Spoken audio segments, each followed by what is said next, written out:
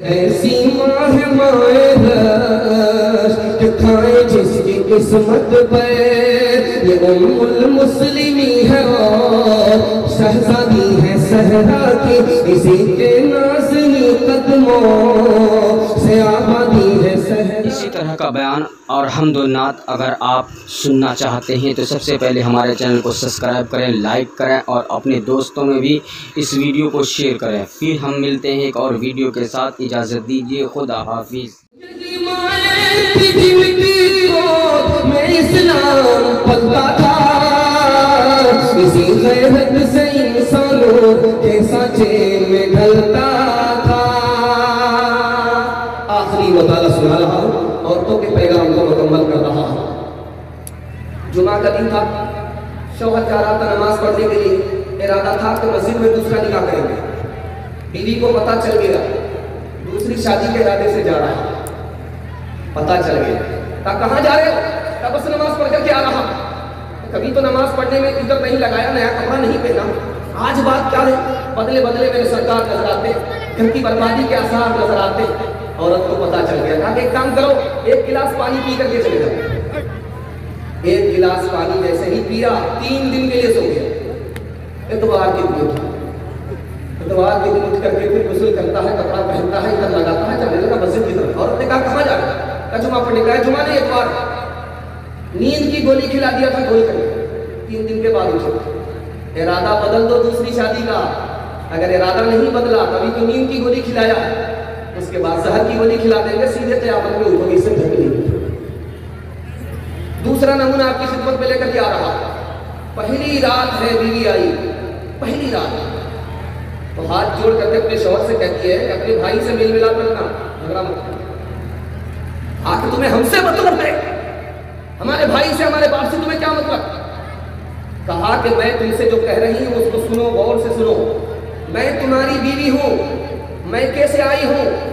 ससुराल आई हूं, तुम मेरे शौहर हो। मैं हाथ जोड़ करके कहती हूं तुम अपने भाई से मेल मोहब्बत से रहना, आपस में झगड़ा मत करना। कहा कि क्यों? कहा कि अगर तुम आपस में मेल मोहब्बत से नहीं रहोगे तो तुमसे और हमसे जो औलाद पैदा होगी वो भी आपस में मेल मोहब्बत से नहीं रहेगी। तीसरी बात बताने के लिए जा रहा हूं। नेक औरत कौन होती है? टूटे फूटे घर को जन्नत बना देती है। शौहर से कहा बीवी ने कि तुम निकाह कर लो, तुम जो है हिफ्ज करो। तो कहा कि बूढ़ा तोता क्या सीखता है, बुढ़ापे में मुझसे हिफ्ज नहीं होगा। कहा कि मैं बताती हूँ कैसे हिफ्ज होगा। अगर तुमने हिफ्ज कर लिया तो तुमको ताज मिलेगा, तुम्हारे बराबर में मुझको कुर्सी मिलेगी, तुम्हारी इज्जत के साथ मुझको भी इज्जत मिल जाएगी। इसलिए तुम हिफ्ज कर लो। क्या मुझसे नहीं होगा? कैसे होगा मुझे पता है। अगर तुमने हिफ्ज कर लिया तो मैं तुम्हारी दूसरी शादी करा दूंगी। अब क्या था? दूसरी शादी के नाम पर मुंह में पानी आया। रात दिन एक करके 6 महीने में हाफिज़त हो। 2-3 मिसाल देता हूँ, पैगाम को खत्म कर रहा हूँ, ध्यान से सुनिएगा। शादी का मौका था, सब लोग रुखसती के वक्त में रो रहे थे। एक आदमी हंस रहा था। छोटा बच्चा बोलता है अब्बा हुजूर ये सारे लोग रो रहे हैं, रुखसती का मौका है, लड़की रुखसत हो रही है, कलेजा मुंह को आ रहा है, पाला का पोसा था, मजबूरी है, निकाह हो गया, अब बेटी को रुखसत करना पड़ रहा है। ये आदमी क्यों हंस रहा है? कौन हंस रहा? कल दूल्हा हंस रहा। कहा कि बेटे घबराओ नहीं, आज रुखसती का मौका, हम लोग रो रहे, जिंदगी भर इसी को रोना पड़ा। आखिरी मिसाल आपके सामने लेकर के आ रहा है, इसको ध्यान सुनिएगा। उस्ताद शागिर्द के पास आया, कहा कि हुजूर कोई ऐसा तरीका बताओ कि अपना अंदर का ऐब सामने नजर आए, जैसे आईने में सूरत नजर आती है उसी तरह अपना ऐब नजर आए। कहा कि बिल्कुल आसान है, एक बार अपनी बीवी का ऐब निकाल करके देखो, तुम्हारे पूरे खानदान का ऐब निकाल। दुनिया में औरतों की कोई इज्जत नहीं रही, विवाद मासियत कोई औरत नहीं रहेगी। ग़ीबत में सबसे आगे ये औरत की जात है, चुगली तो इनके सामने बस दाल भात है। ग़ीबत में सबसे आगे ये औरत की जात है, चुगली तो इनके सामने बस दाल भात है।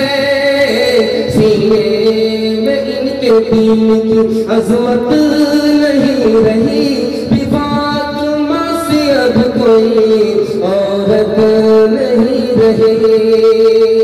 औरत के पैगाम को ही मुकम्मल करता हूँ, जवानों में हाथ डालने की कोशिश कर रहा हूँ। हमारा जवान कैसे तरक्की करेगा आप लोग मुकम्मल सुनने के लिए तैयार है? दोनों हाथ उठाइए इंशाअल्लाह। बूढ़े लोग गलती से हाथ मत उठाइएगा, जलसे में दुआ करूंगा फिर भी आप जवान नहीं होंगे, जन्नत में जाकर के जवान होंगे। जवानों के हवाले से आपको पैगाम देने के लिए जा रहा हूँ, उसको ध्यान से सुनिएगा। जवान जब खड़ा होता है तो दुनिया का निजाम बदलता है, इनकलाब आता है। और जवान किस किस उम्र का दुनिया में इनकलाब लाया, दुनिया को बदल डाला, सिक्का राइजुल वक्त बन गया। हमारे नबी जिस उम्र में दीन को लेकर के उठे तो उस वक्त आपकी उम्र क्या थी? 40 साल। 40 साल की उम्र में हमारे नबी दीन को लेकर के उठे, पूरी दुनिया में दीन का डंका बजा दिया। उस वक्त हजरत उमर की उम्र क्या थी? हजरत अबू बकर की उम्र क्या थी? 38 साल। हजरत उमर की उम्र क्या थी? 27 साल। उसामा बिन ज़ैद सिपहसालार बन गए हैं, उम्र क्या है? 18 साल। मोहम्मद बिन कासिम ने 6000 फौज से हिंदुस्तान के सिंध को फतह कर लिया, कितनी उम्र के थे? 17 साल। इन छोटे छोटे नौजवानों को कामयाबी क्यों मिली? बड़े का दामन पकड़ा, बड़ों से तजर्बा हासिल हुआ, बड़ों के तजर्बे की ताकत से दुनिया में हुकूमत का झंडा गाड़ा। लुक़मान हकीम ने नसीहत किया कि बेटा कामयाब जवान बनना चाहते हो तो 5 आदमी से दोस्ती मत करो। इमाम जाफर सादिक कहते हैं कि बेटा अगर कामयाब जवान बनना चाहते हो, दुनिया को बदलने वाला जवान बनना चाहते हो, अपने नबी की तरह जवान बनना चाहते हो तो 5 आदमी से दोस्ती मत करो। वकील से दोस्ती मत करना। वकील से दोस्ती करोगे मुसीबत में फंसोगे, हाथ फैलाओगे वो हाथ खींच लेगा, तुम्हारे काम नहीं आए। वकील से दोस्ती मत करना। झूठा आदमी से दोस्ती मत करना, क्योंकि वो करीब को दूर बताएगा, दूर को करीब बताएगा, तुमको धोखा होगा, खुद भी धोखा खाएगा, तुमको भी धोखे में डालेगा, तरक्की नहीं होगी। झूठे आदमी से दोस्ती मत करना। नाफरमान से दोस्ती मत करना, उसको पैसे की कदर मालूम है, इंसान की कदर मालूम नहीं, वो तुम्हें एक लुक़मे में बेच डालेगा। चौथा आदमी जिससे दोस्ती करना नहीं करना, चौथे आदमी से दोस्ती मत करना। कौन सा आदमी? जाहिल आदमी, बेवकूफ आदमी, अपनी दुनिया बनाने के लिए तुम्हारी आखिरत बर्बाद कर देगा। जाहिल से दोस्ती मत करना। आखिरी आदमी जिससे दोस्ती मत करना, कहा तोड़ने वाला, जो भाई को भाई से तोड़ता है, माँ को बेटे से तोड़ता है, खानदान को खानदान से तोड़ता है, ऐसे आदमी से दोस्ती मत करना, वो तो खुद बर्बाद है, तुमको भी बर्बाद कर देगा। बाप ने नसीहत किया, लुक़मान हकीम ने नसीहत किया कि बेटा अगर कामयाब जवान बनना चाहते हो, जिसके दामन में एक दाग भी ना हो, तो दुनिया में भी तरक्की करे और दीन का भी सिकंदर बन जाए, 4 चीजों की हिफाजत करनी होगी। बेटा जब नमाज में रहना तो दिल की हिफाजत करना, बेटा जब दस्तरखान पर बैठना तो पेट की हिफाजत करना, बेटा जब दूसरे के घर में जाना तो आंख की हिफाजत करना, बेटा जब दूसरे की मजलिस में बैठना तो ज़बान की हिफाजत करना। जवान हो ज़बान की हिफाजत करो, जवान हो आंख की हिफाजत करो, जवान हो दिल की हिफाजत करो, जवान हो हलाल खाओ, हलाल कमाओ, तुम्हारी तरक्की को कोई रोक नहीं सकता। हर एक काम तेरा बड़ों से जुदा है, वो पाबंद कुरान तू सर पे फिदा है। दो नसारा का क्यों थूक चाटा कि मुझे तो लंबी है दाढ़ी को काटा। हम दो नसारा का क्यों थूक चाटा कि मुझे तो लंबी है दाढ़ी को काटा, कि मुझे तो लंबी है दाढ़ी को काटा। मोहम्मद ने बहशर में जो पूछ डाला, बता मैं सुन्नत में क्या तूने पाया। ध्यान दीजिएगा, हमारा जवान कैसे तरक्की करेगा। आज जवानों को पड़ी है कि कैसे भी हमको करोड़पति बनना है, जैसे भी हो करोड़पति बनना है। इसलिए कहा है बाप का जब बेटा कामयाब होता है तो बाप लोगों की मजलिस में कहता है कि लड़की देखिए बढ़िया, कैसी लड़की चाहिए? कहा कि डॉक्टरनी लड़की हो, मास्टरनी लड़की हो। आपका बेटा मास्टर है तो मास्टरनी से क्या मतलब है? क्योंकि जब मास्टरनी लड़की की शादी होगी तो इधर से माल जाएगा, जब मास्टर की शादी होगी तो पॉकेट में घुसेगा। माल के लिए निकाह हो रहा है, याद रखिए, माल के लिए आपने निकाह किया है। ये माल रिश्वत है। आपके घर में पैसा हलाल था, ये रिश्वत जाकर के उसमें मिल गया, आपकी पूरी जिंदगी को हराम कर देगा। आप कहेंगे मेरे घर में मुसीबत आई, तावीज ले लो। तावीज लेने की जरूरत नहीं है, 72 मरतबा भी तावीज लोगे तभी मसले का हल नहीं होगा, क्योंकि तुमने अपनी जिंदगी को हराम कर दिया। बेटी वाले के यहां से पैसा लिया, हराम पैसे में मिला दिया, तुम्हारी जिंदगी हराम। आज क्या हो रहा है आपको मालूम है? लोग माल पर निकाह कर रहे हैं, लड़की भाग रही है, गैर के साथ भागती है, मुसलमान नहीं रहती, मंदिर में जाकर के निकाह कर रही है। लड़की क्या कर रही है? भाग रही है। और बेटा जब जवान होता है तो माँ बाप को खुशी होती है, लेकिन जब बेटी जवान होती है तो माँ बाप की नींद हराम हो जाती है। और जवान बेटी के लिए बाप क्या कर रहा है? एक जिला छोड़ करके दूसरे जिले में भीख मांग रहा है। ये भीख मांगने पर मजबूर करने वाला कौन है? यही परहेजी में लुकमा उठाने वाला, इस जहन्नम के गुदाम को भरने वाला। भीख मांगने पर पूर्णिया जिला का आदमी मजबूर है अररिया जिला में भीख मांग रहा। और आपको सुन करके हैरत होगी, लोन पर पैसा ले रहा है, सूद पर पैसा ले रहा है, हराम लाया, हराम ला करके जमा किया और चाटने के लिए हराम खोरों को बुला लिया। इस तरह से हराम चाट करके चले गए। न दीन रहा, न ईमान रहा। इस पर भी दावा है कि हम मुसलमान हैं, बड़े खानदान के हैं, शरीफ लोग हैं। कहां गई तुम्हारी शराफत? तुमने अपने बेटे को बेच डाला। मैं आपको बताने के लिए जा रहा हूं, हलाल कमाने का 3 रास्ता बता रहा हूं। हलाल कमाने के 3 रास्ते बता रहा हूं। अगर आप चाहते हैं कि हम कमाएंगे दुनिया में पैसा, तो पैसा कमाने का 3 रास्ता मैं बता रहा हूं। आप किसी को कर्ज दीजिए और उससे कहिए कि तुम इस पैसे से कमाओ, नफा होगा तो मुझे भी देना, नुकसान होगा तो मेरा हिस्सा भी काट देना, मेरे हिस्से में भी नुकसान डाल देना। नफा होगा मेरे हिस्से में भी डाल देना, नुकसान होगा मेरे हिस्से में भी डाल देना। ये तिजारत के रास्ते से, कर्ज के रास्ते से आपने पैसा कमाया, सूद से ज्यादा कमाया, हलाल का हलाल रहा, दीन दुनिया दोनों की भलाई से आप पाला पालो। दूसरा रास्ता बता रहा हूं, अगर आप कमाना चाहते हैं, ज्यादा कमाना चाहते हैं, पैसा कमाना चाहते हैं, ये मैं आपको राज बता रहा हूं कैसे कमाएंगे। आप दूसरे को कोई चीज खरीद करके दे दीजिए। ये मशीन है, इसको तुम चलाओ, इसका किराया मुझे देना। ये थ्रेसर है, इसको खरीद करके मैं तुम्हें देता हूं, तुम इसको चलाओ, महीना में तुम इसका किराया मुझे इतना देना। अब वो आपको किराया दे रहा है, उस मशीन के आप मालिक भी हैं। ये नफा जो आया हलाल है, ये आपको हलाल की तरफ ले जाएगा। अगर सूद से कमाएंगे तो आपको हराम की तरफ ले जाएगा। तीसरा रास्ता बता रहा हूं, कमाना है इस दुनिया में, कमाने का जायज तरीका भी है, सूद से ज्यादा आदमी कमाता है। तीसरा तरीका मैं बता रहा हूं, कैसे कमाएंगे आप? किसी से कोई आपसे पैसा मांग रहा, हमको 20,000 रुपया दो, आप कहते हैं कि 50-25 हजार रुपया लौटाना पड़ेगा, 5,000 रुपया सूद लूंगा। सूद से भी आपको बचना है, 25,000 रुपया कमाना है। मैं तरीका बताता हूँ, उस आदमी से पूछिए कि तुम 50,000 रुपया क्यों लेना चाहते हो? वो बताएगा हमको फला सामान खरीदना है। वो सामान आप खरीदिए और उस सामान को नफा पर इसको बेच दीजिए।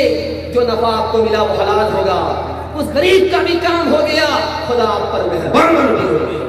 अपनी मिल्लत पर कयासत भावे मगरिब से न कर, खास है तरकीब में तो मेरे रसूल हाशिमी।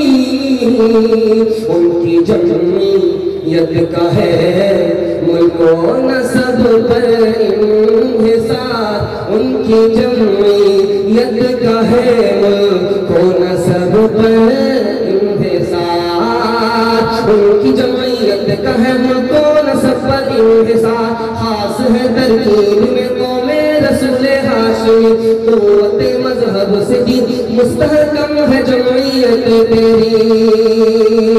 तो मैंने दी हाथ से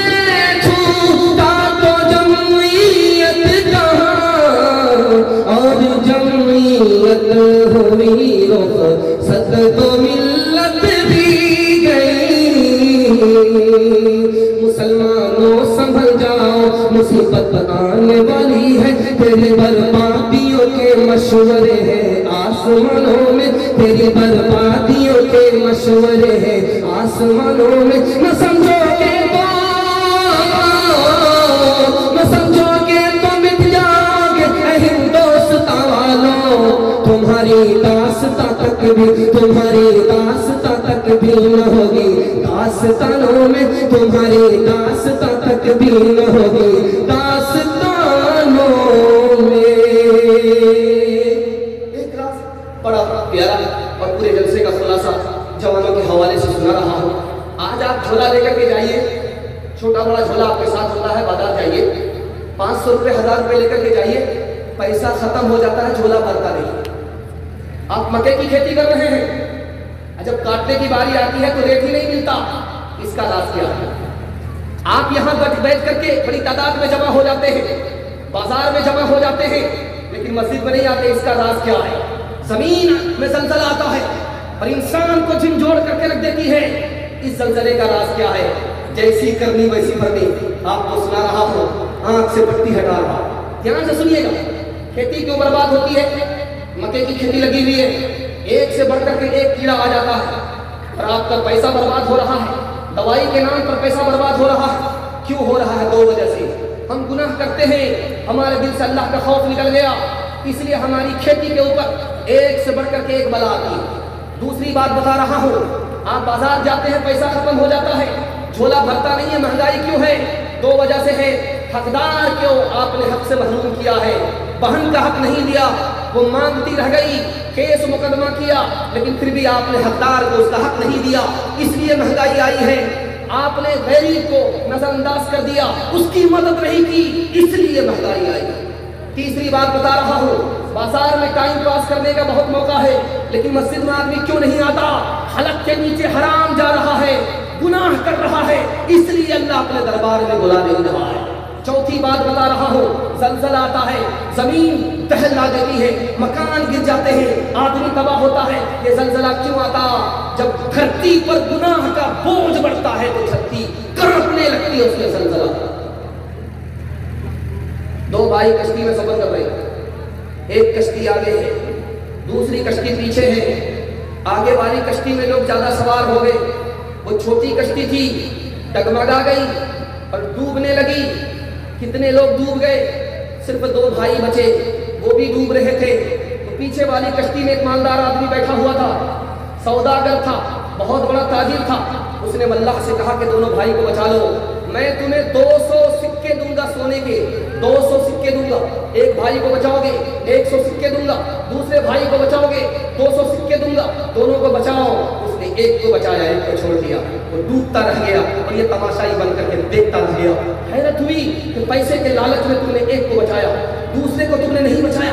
कहा कि अगर इसके लिए तुम पैसा नहीं देते फिर भी मैं इसको बचाता, तो उसका एहसान मेरे सर के ऊपर था और उसको कभी नहीं बचाता। तुम 1 लाख रुपए भी मुझे देते फिर भी मैं उसको मरने देता, उसको नहीं बचाता। क्यों? उसने मेरे ऊपर जुल्म किया था।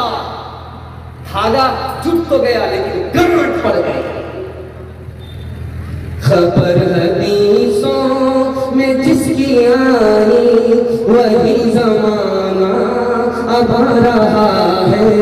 जमीन भी तैवर बदल रही है, फलक भी आंखें दिखा रहा है। भाई का भाई रहेगा रहज़न, भाई का भाई रहेगा रहज़न। हकीकी बेटी है माँ की दुश्मन, बेसर में छोड़ा बेदर का दामन। बहन को भाई सता रहा है, खबर हदीसों में जिसकी आई वही ज़माना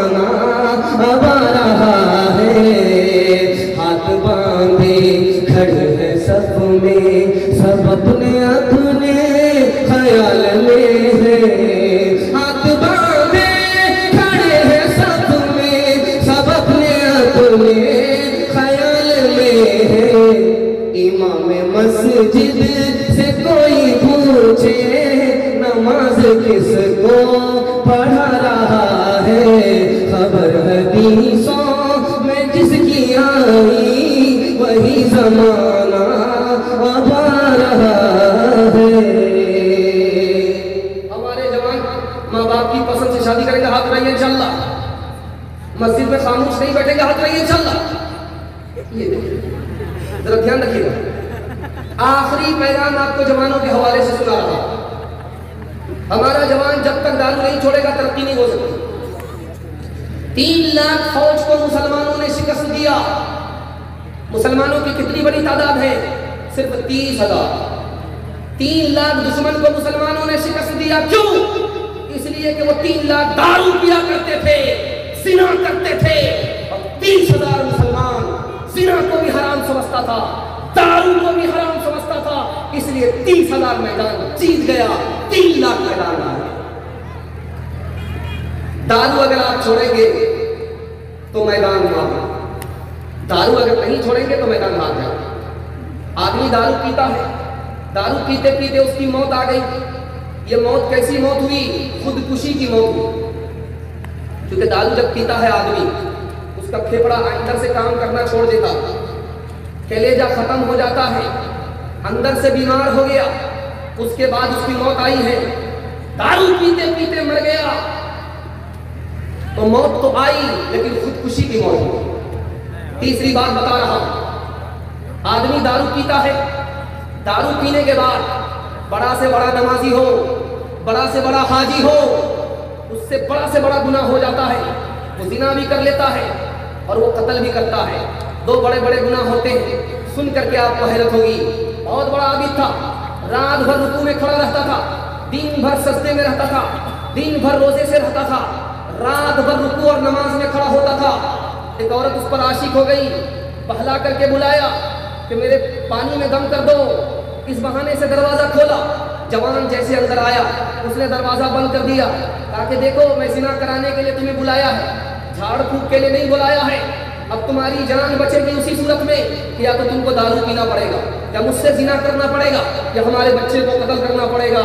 कितना बड़ा आबिद है, दिन में रोजा रखता है, रात में खड़ा होता है नमाज के लिए, लेकिन जब दारू आती है तो कितना बड़ा कातिल होता है, कितना बड़ा जानी होता है, कितना बड़ा गुनहगार होता है।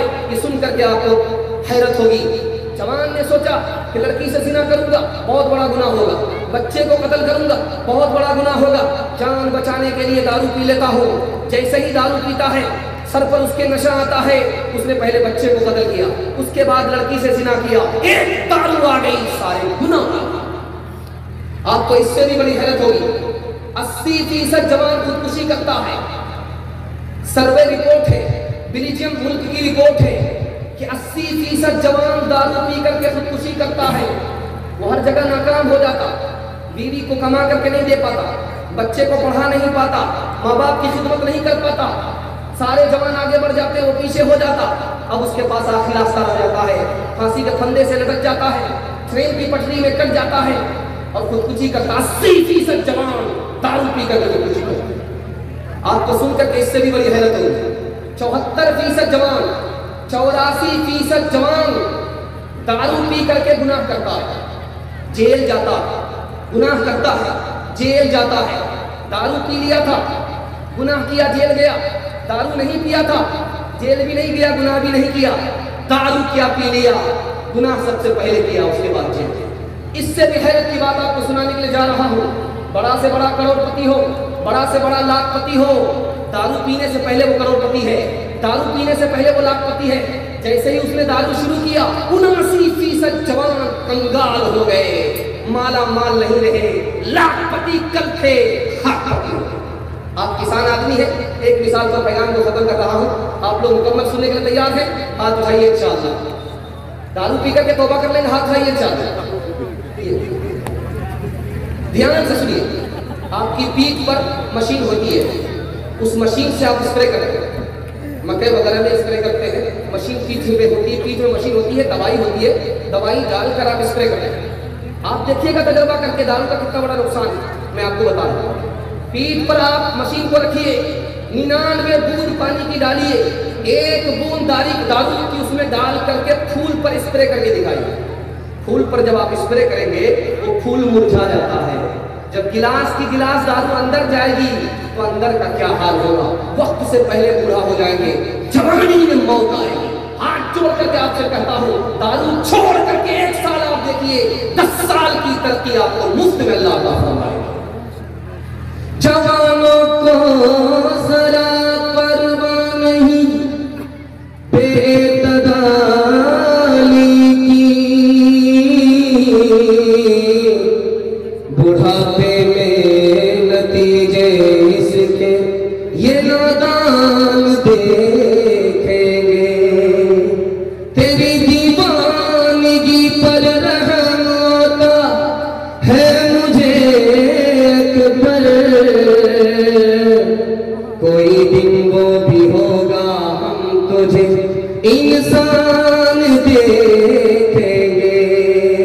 दरसतायक मगर वो तो मसीही ही रहे, तुझ पे मजहब के वज़ का काबू हो गया। एक ही बोतल सिटी होटल में दोनों ने शराब, एक ही बोतल से पी होटल में दोनों ने शराब। लुत्फ मस्ती उनको आया और तू उल्लू हो गया। लुत्फ मस्ती उनको आया और तू उल्लू हो गया। गिलासों में जो डूबे फिर न उभरे जिंदगानी में, हजारों बह गए इन बोतलों के बंद पानी में। न कर बर्बाद अपनी जिंदगी बोतल के दीवाने, वो काटेगा बुढ़ापे में जो बोता है जवानी में। ये दारू का पियाला मौत का कड़वा पियाला है।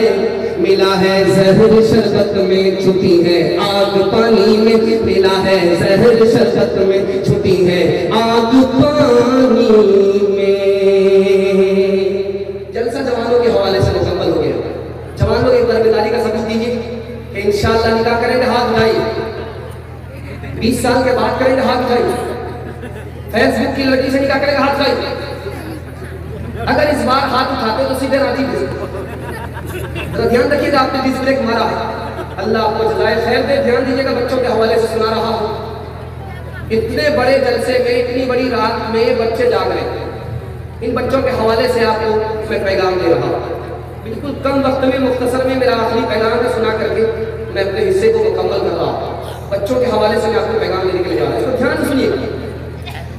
जब आपका बच्चा घर में रहे तो मोबाइल मत देखिएगा। बच्चा जब आपका घर में रहे तो मोबाइल मत देखिए। बच्चा जब आपका घर में रहे तो मियां बीवी झगड़ा मत कीजिए। बच्चा जब घर में रहे मोबाइल नहीं देखना है। बच्चा जब घर में रहे तो झगड़ा नहीं करना है। मोबाइल देखने का नुकसान क्या है, झगड़ा करने का नुकसान क्या है, बच्चों के हवाले से पैगाम दे रहा हूँ। आप बच्चे के बाप हैं या बाप बनने वाले हैं, जिम्मेदारी बता रहा है। जब आपका बच्चा घर में रहे, बच्चे के सामने झगड़ा नहीं करना है मियां बीवी। बच्चा जब घर से निकल जाए, जो झगड़ा करना है करते रहिए। बच्चा जब निकल जाए तब झगड़ा कीजिए। बच्चा जब घर में रहे झगड़ा मत कीजिएगा। अगर बच्चे के सामने आपने झगड़ा किया तो बच्चा आपको निगाह से गिरा देगा, जवानी में आपकी कदर नहीं करेगा, बुढ़ापे में आपकी इज्जत नहीं करेगा। दूसरी बात याद रखिए, बच्चा जब घर में रहे तो मोबाइल नहीं देखना है। बाप ड्राइवर, बेटा खलासी, गाड़ी का नंबर 786। स्क्रीन टच बाप को देखने के लिए नहीं आता। बेटा एक नंबर का मास्टर कहां से कहां पहुंच जाता है। स्क्रीन टच मोबाइल ने बाप को बंदर बनाया, बेटे को हनुमान बना दे। ये लंका जलाएगा बुझाएगा। अगर आपका बच्चा घर में मौजूद है, स्क्रीन टच मोबाइल मत देखिए। वो मशीन है, उसके दिमाग में सब कुछ छप रहा। आप समझते नादान है, नादान नहीं है, मशीन है। आप जो कुछ कर रहे हैं उसके दिमाग में छप रहा है। आप मदारी हैं। अगर ढोल बजाएंगे, बच्चा आपका डांस करता है तो गुनहगार बच्चा नहीं बल्कि माँ बाप। आपने बच्चे को गुनाह करना सिखाया। आप फिल्म देख रहे हैं, बच्चा देख रहा है। बच्चे ने मोबाइल पर मौका से उठाया, फिल्म देखना शुरू किया। बच्चे को गुनाह होगा कि नहीं होगा? बच्चे को गुनाह नहीं होगा, उसका नाम अमाल खुला नहीं, बच्चे का गुनाह माँ बाप के नाम अमाल में लिखा है। तीसरी बात को याद रखिए जो मैं आपको सुनाने के लिए जा रहा हूँ, इसको बहुत ध्यान से सुनिएगा जो मैं आपको बताने के लिए जा रहा हूँ। बच्चे को अच्छा खाना खिलाते हैं आप, भूल जाएगा।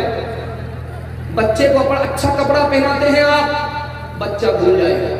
बच्चे के लिए अच्छा मकान आपने बनाया है, बच्चा भूल जाएगा। बच्चे के लिए आपने जमीन खरीदी है, दारू शराब में बर्बाद कर देगा। एक काम आप कर दीजिए, जिंदगी भर आपके एहसान को याद रखेगा। आप जाहिल हैं, अपने बच्चे को पढ़ा दीजिए, जमीन को दांव पर लगाइए, औकात को दांव पे लगाइए, फाका करके दिखाइए, इस कुर्बानी को अपने बच्चे के लिए करके दिखाइए, बच्चा आपके एहसान को जिंदगी भर याद रखेगा। 3 मिसाल देता हूं, पैगाम को खत्म कर रहा हूं, इसको बहुत ध्यान से सुनिएगा जो मैं आपको सुनाने के लिए जा रहा हूं। आप बच्चा को 5 साल स्कूल में पढ़ाइए, उसके बाद मदरसा में 3 साल के लिए डाल दीजिए। आपका बच्चा मास्टर भी बनेगा, हाफिज भी बनेगा। राज आपको बता रहा हूं, तजुर्बा करके देखिए। 5 साल स्कूल में पढ़ाइए, 3 साल मदरसे में दाखिल कीजिए। 5 साल आपका बच्चा स्कूल में पढ़ रहा, 3 साल मदरसे में आया पढ़ने के लिए। बच्चा ने 3 साल मदरसे में पढ़ा और हाफिज कुरान हो गया। उसका दिमाग इस तरह तेज हो जाता है जैसे कि पत्थर पर छाती तेज हो जाएगा।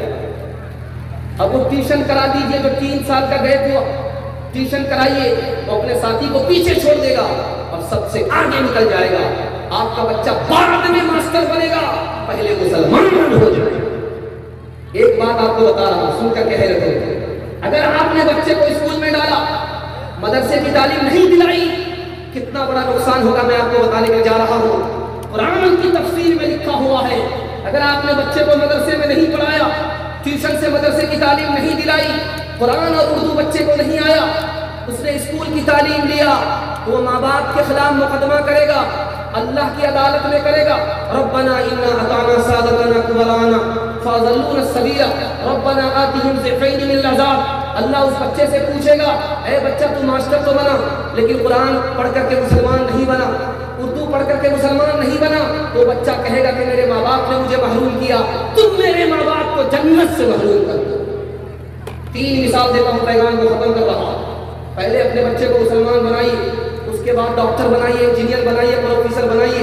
आखिरी बात बता रहा हूँ, एक आदमी था, उसने कहा कि कुरान में निकाह है, उसको खत्म कर दो।